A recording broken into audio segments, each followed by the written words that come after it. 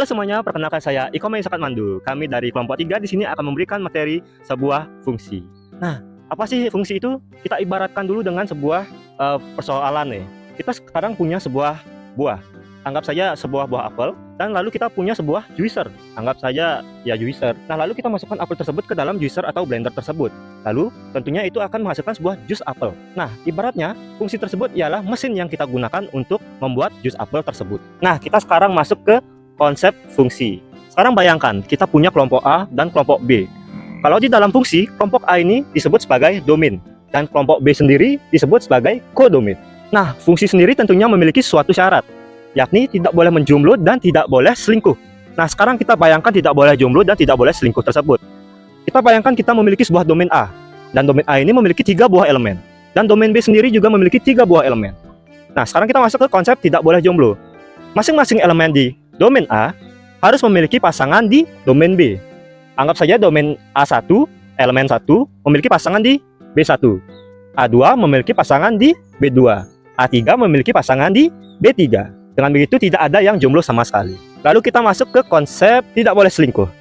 Untuk konsep tidak boleh selingkuh sendiri, itu berarti bahwasanya di domain A atau di lingkar kiri, itu tidak boleh memiliki 2 pasangan sekaligus. Contohnya saja seperti A1 memiliki pasangan dengan B1 dan B2. Itu tidak boleh sama sekali, karena itu sama saja dengan memiliki 2 tujuan di dalam fungsi. Perkenalkan, nama saya Komang Alvin Disajaya, bisa dipanggil Alvin. Saya di sini akan menjelaskan jenis-jenis dari fungsi. Fungsi pertama yang akan saya jelaskan adalah fungsi injektif atau nama lainnya fungsi satu-satu. Seperti namanya, setiap elemen yang berbeda pada domain A pasti akan dipasangkan dengan elemen yang berbeda pada domain B. Jadi, masing-masing elemen hanya boleh punya satu pasangan. Berikutnya adalah fungsi surjektif. Fungsi surjektif adalah suatu di mana kodomain pasti memiliki pasangan dari elemen domain. Jadi, 2 input yang berbeda bisa menghasilkan satu output yang sama karena 2 elemen pada domain A bisa berpasangan dengan satu elemen pada kodomain. Berikutnya adalah fungsi bijektif, yaitu fungsi di mana menggabungkan injektif dan surjektif. Jadi, fungsi ini harus memiliki pasangan satu, hanya boleh satu pasangan, lalu semua kodomainnya harus mempunyai pasangan. Jadi, dalam konsep ini, pasti domain dan kodomainnya harus sama agar masing-masing memiliki satu pasangan dan tidak ada yang jomblo. Jadi, kodomain dan domain harus sama. Halo semuanya, perkenalkan nama saya Gede Panji Dikaranitama, bisa dipanggil Panji. Jadi di sini saya akan menjelaskan beberapa jenis-jenis fungsi khusus yang ada di matematika. Fungsi khusus itu apa sih? Bisa dibilang ya fungsi khusus itu fungsi yang memiliki kepribadiannya sendiri atau fungsi yang unik lah gitu. Contohnya ada fungsi konstan, yang dimana fungsi konstan ini itu memiliki hasil yang tetap sama. Misal fx sama dengan 5.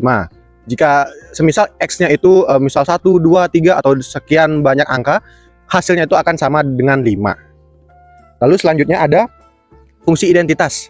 Fungsi identitas ini bisa dibilang kayak kita tuh lagi bercermin deh. Jadi apa yang ada di sebelah, apa yang ada di inputnya, hasilnya bakal tetap sama kayak inputnya. Contoh, fx f2 sama dengan 2 gitu. Jadi hasilnya tetap 2 gitu. Lalu ada fungsi linear. Fungsi linear ini adalah salah satu fungsi yang bisa dibilang digunakan untuk membentuk garis lurus pada sebuah grafik. Baik, selanjutnya ada fungsi komposisi, yang dimana ini adalah penggabungan dari 2 atau lebih fungsi secara berurutan untuk menghasilkan sebuah fungsi baru yang dilambangkan dengan bundaran atau komposisi.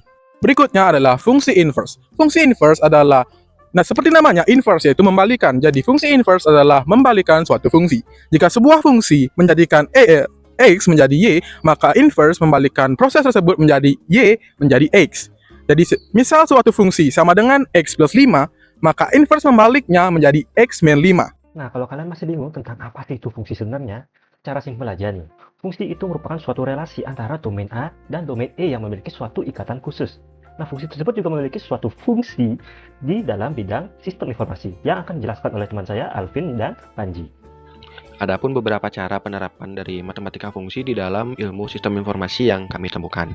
Jadi yang pertama itu adalah pemodelan data dan algoritma, yang dimana matematika diskrit dan matematika fungsi ini digunakan untuk membangun struktur data, terus juga model data dan juga algoritma yang efisien.